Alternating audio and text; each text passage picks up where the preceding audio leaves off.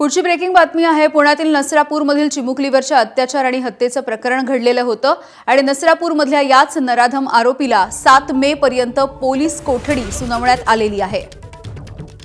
मंदार गोंजारी आपल्याला माहिती देतात याविषयी। मंदार, या आरोपीला मोठ्या बंदोबस्तात आणि तेवढीच गुप्तता पाळत पुण्यातील सत्र न्यायालयामध्ये हजर करण्यात आलं आणि न्यायालयाने पोलिसांनी आतापर्यंत या प्रकरणाचा जो तपास केलाय त्याची रिमांड कॉपी वाचली आणि त्यानंतर या आरोपीला 7 मे पर्यंत पोलीस कोठडी सुनावण्यात आली आहे। अधिकचा तपास पोलिसांना या आरोपीकडे करायचा आहे असं कारण देण्यात आलंय।